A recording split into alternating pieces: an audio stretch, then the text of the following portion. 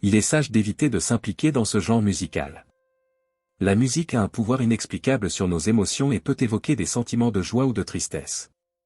Elle a la capacité remarquable de nous transporter dans des moments de notre jeunesse, évoquant des souvenirs vifs d'époques révolues. Certaines mélodies peuvent évoquer les pensées de personnes spécifiques, éveillant en nous des émotions profondes. En effet, la musique peut être si émouvante qu'elle fait pleurer quelqu'un, démontrant un pouvoir inhérent qui nous reste largement mystérieux et incompréhensible. Ce pouvoir ne se limite pas aux expériences personnelles. Au cinéma, la bande sonore est l'un des éléments les plus cruciaux, notamment dans les films à succès. La musique de film a le potentiel de résonner avec nos émotions d'une manière que même les acteurs les plus talentueux ne peuvent pas. Sa capacité à intensifier ou à diminuer l'impact d'un film est indéniable. Nous avons tous cette chanson qui, lorsque nous l'écoutons, évoque une réponse émotionnelle distincte. Cette expérience universelle témoigne de la profonde influence de la musique. Prenons par exemple le concept de musique céleste. Imaginez une musique céleste résonnant près du trône de Dieu, où les anges chantent des louanges et adorent avec exaltation. Cette idée met en valeur la nature sacrée et céleste de la musique, transcendant les royaumes terrestres. De plus, l'influence de la musique s'étend au-delà des royaumes célestes, dans des pratiques plus ésotériques, dans de nombreuses cérémonies et rituels occultes, la musique et les chants sont des éléments essentiels utilisés pour façonner l'atmosphère souhaitée et évoquer les esprits. Cette utilisation répandue dans des contextes variés implique qu'il y a beaucoup de choses sur le pouvoir de la musique qui restent au-delà de notre pleine compréhension. Poursuivant la pensée profonde selon laquelle le pouvoir de la musique transcende notre compréhension totale, il est important d'approfondir son essence spirituelle. Trop souvent, nous, les humains, ou même nos scientifiques les plus instruits, ne parvenons pas à comprendre la véritable ampleur de la musique. Il ne s'agit pas simplement d'une séquence de notes ou d'harmonies, mais d'un phénomène qui se produit dans le domaine spirituel. Cette nature spirituelle de la musique n'est pas un concept nouveau. Tout au long de l'histoire, diverses cultures et religions ont utilisé la musique comme moyen de se connecter avec les esprits. Lorsque nous écoutons de la musique, que ce soit seul ou en groupe, nous n'entendons pas seulement des sons, nous nous embarquons dans un voyage spirituel qui se connecte à quelque chose ou à quelqu'un. Entendre les gens la considérer comme une simple musique est une erreur. Ce n'est pas seulement de la musique, c'est bien plus que ça. Beaucoup plus. Considérez les récits bibliques sur la musique. David jouait de la harpe et calmait l'esprit troublé du roi Saul. Les murs de Jéricho ne tombèrent pas par la force, mais par la puissance des trompettes. Ces récits ne sont pas de simples récits historiques, ils témoignent du pouvoir spirituel de la musique. Ils révèlent que la musique porte une fréquence divine capable de transcender les barrières physiques et spirituelles de notre monde moderne. Nous négligeons souvent cette perspective, en classant la musique en fonction de genre ou de paroles, mais nous prenons rarement le temps de réfléchir à son impact sur notre côté spirituel. La musique qui favorise le bien-être a le pouvoir de toucher l'âme.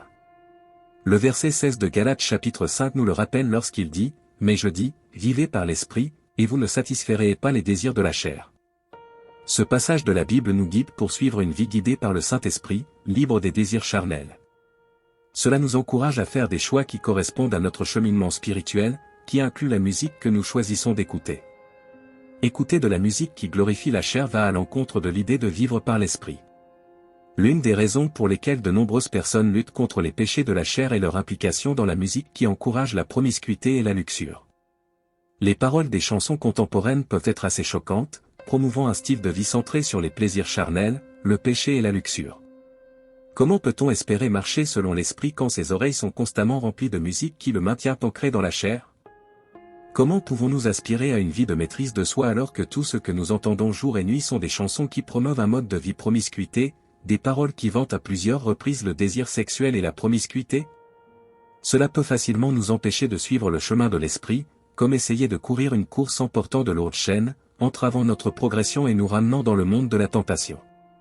L'influence de la musique sur nos émotions est indéniable. Cela peut nous élever, nous faire danser de joie ou nous faire pleurer. Cependant, lorsque nous permettons à la musique qui glorifie la chair de dominer notre playlist, nous permettons à ces mêmes désirs charnels de prendre racine dans nos cœurs. La répétition constante de paroles explicites et de mélodies sensuelles peut nous désensibiliser au sens de vivre une vie dirigée par l'esprit. Pour marcher selon l'esprit, il est nécessaire de vivre intentionnellement et sélectivement, contrairement aux normes des incroyants. Il est crucial de reconnaître que la musique, comme toute forme d'art, a le pouvoir de transmettre des messages et des émotions. Lorsque la musique exalte les plaisirs de la chair, elle véhicule le message que ses désirs sont non seulement acceptables mais aussi désirables. Cela peut nous conduire sur un chemin dangereux, où nous donnons la priorité au plaisir du monde plutôt qu'à notre voyage spirituel. Notre voyage spirituel est un choix délibéré, qui nous oblige à être attentifs aux influences qui nous entourent, y compris la musique que nous consommons. Galates chapitre 5, verset 16 nous encourage à marcher selon l'Esprit, ce qui implique de prendre des décisions conscientes pour nous aligner sur la volonté de Dieu et de nous efforcer de vivre une vie qui reflète notre foi. La grande majorité du monde n'est pas orientée vers les choses de Dieu. La parole de Dieu dans Matthieu, chapitre 7, verset 13, nous avertit d'entrer par la porte étroite, car la porte large et le chemin spacieux mènent à la perdition, et beaucoup entrent par là.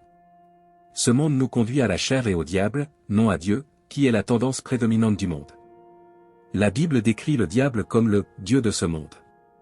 Si j'étais le diable, l'industrie que j'infiltrerais le plus serait celle de la musique. Cette stratégie a été évoquée dans le sermon intitulé « Si j'étais le diable », prononcé par Paul Harvey en 1965 en guise d'avertissement. Si j'étais le diable, j'infiltrerais l'industrie musicale pour que toute musique me glorifie ainsi que la chair. Cela créerait des mélodies engageantes qui s'implanteraient de manière subliminale dans l'esprit des gens, leur faisant mémoriser les paroles sans s'en rendre compte. Je produisais des chansons qui m'exaltaient comme si je n'existais pas et me moquais de la réalité de l'enfer, pour que les gens ne comprennent pas la gravité de l'au-delà.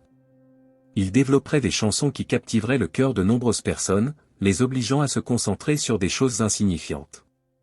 Cela transformerait les stars de la musique en idoles aux yeux des masses. Et n'est-ce pas ce qui se passe dans le monde aujourd'hui? Le mot « enfer » est devenu étonnamment courant, se glissant avec désinvolture dans nos conversations quotidiennes sans que nous y réfléchissions.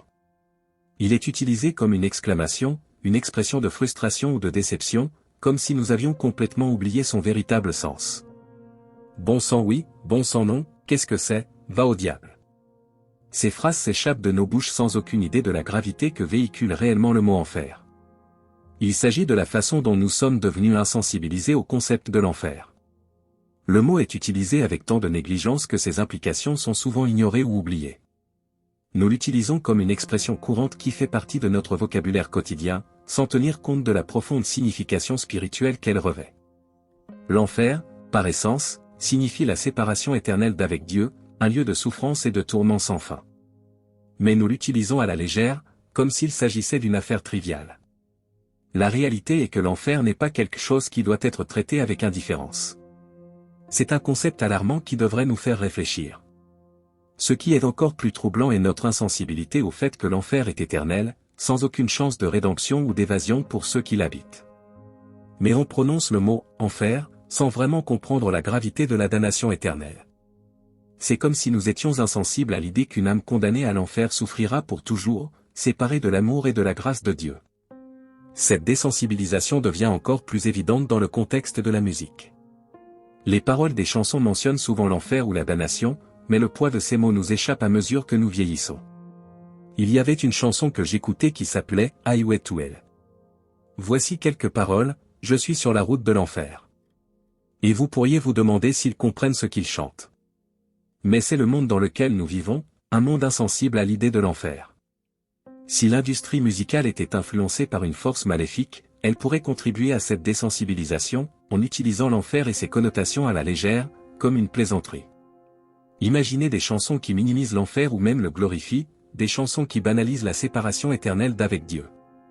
Une telle musique pourrait émousser nos sens face à la réalité de la bataille spirituelle à laquelle nous sommes confrontés et aux conséquences éternelles de nos choix. Si le diable s'infiltrait dans l'industrie musicale, ces manipulations subtiles pourraient éloigner encore plus les gens du chemin de la droiture. Il est vital que nous reconnaissions cette désensibilisation pour ce qu'elle est, une tendance dangereuse qui diminue notre compréhension des questions spirituelles.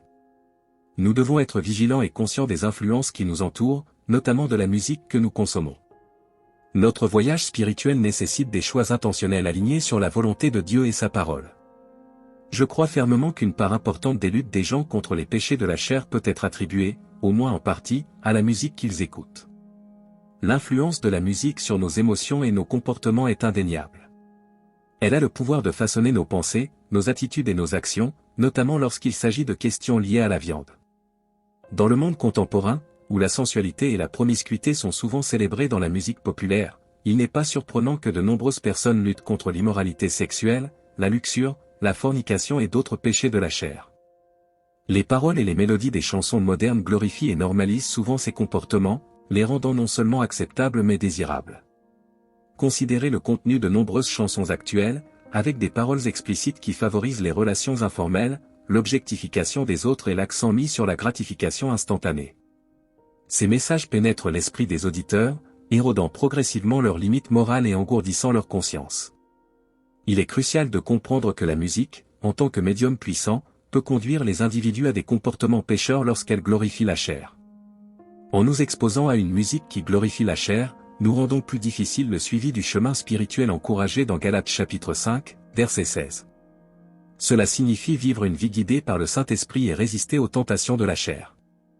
Cependant, lorsque nous nous exposons à une musique qui glorifie la chair, nous entravons notre capacité à suivre ce chemin spirituel. C'est comme essayer de maintenir une alimentation saine tout en se livrant constamment à des aliments tentants et malsains. Dans notre quête pour nous aligner sur la volonté de Dieu et vivre conformément à notre foi, nous devons faire preuve de discernement quant à la musique que nous autorisons dans nos vies. Choisir d'éviter la musique qui glorifie la chair est un pas pratique dans cette direction.